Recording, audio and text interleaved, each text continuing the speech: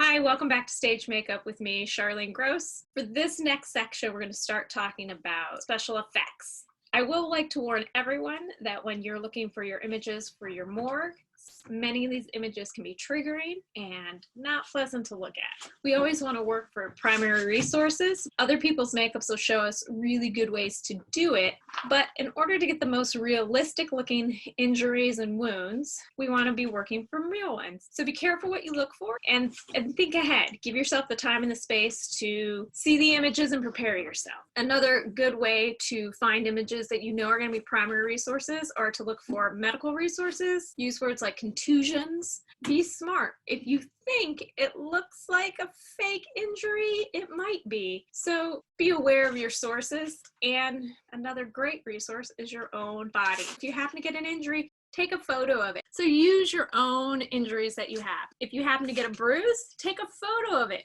What's great is bruises are going to change over time. And if you have a bruise, you know what that bruise is going to look like on your skin. It's not great that you got a bruise, right? But it's great that you have firsthand research to see how your skin bruises, because my skin's going to bruise slightly different.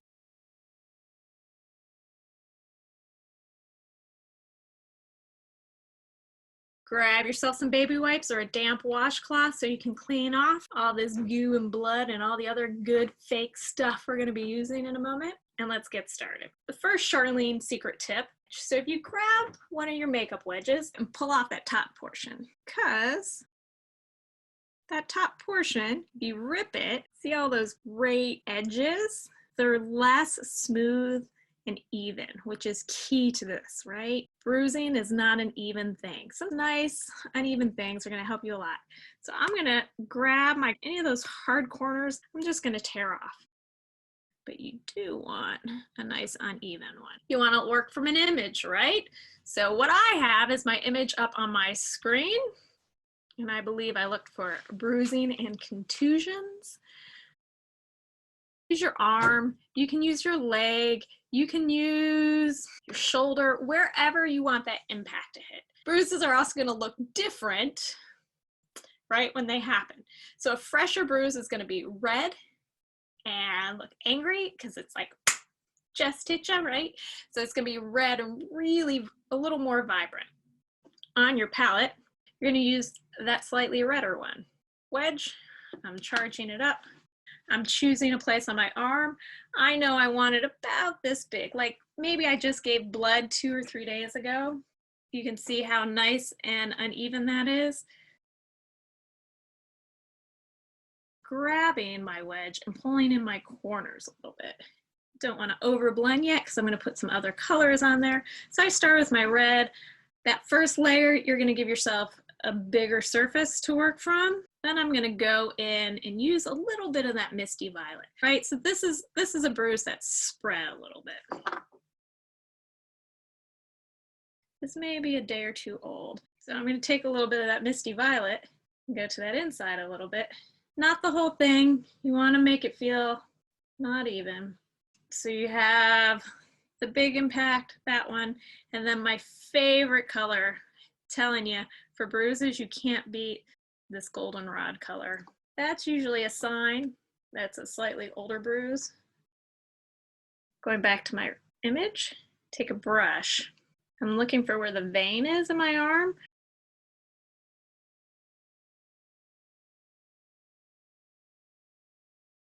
Also where it's going to crease because it's going to be where the blood pools a little bit. And I'm feathering out my edges. And that's it. Then you're just going to powder it, powder it, powder it. Grabbing my blush brush, charging up my brush, knock it in, knock it off, and just really set that. Maybe I want something that feels a little more like an impact wound. My arm's had a really bad day. An impact wound. I'm going to make this little round circle just with red. So the stipple sponge I have is pretty large and in charge. And again, I'm going to wedge these sides back. So I'm grabbing the corners and pulling them back. So it creates more of a shape, that circular shape, so I don't get my edges. I'm going to go into my foundation color and charge up my stipple with that foundation color. so I can make this circle.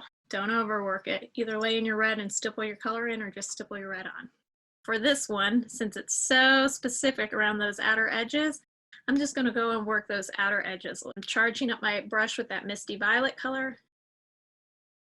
I'm getting it nice and flat. I'm working those edges.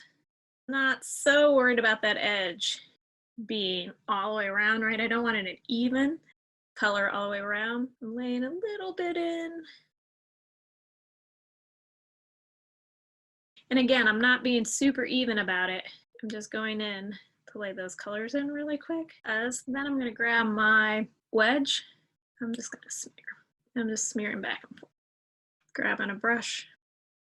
Again, I'm using the screen as my mirror because then I can get a little distance. It feels a little brown over here, so you could play. Maybe I didn't like that.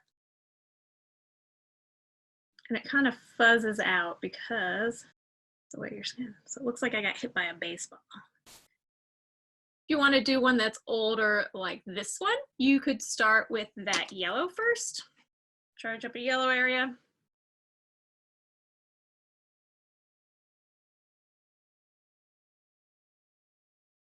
This has a lot of purple in it. Boom. And maybe some of that bright red right at the end.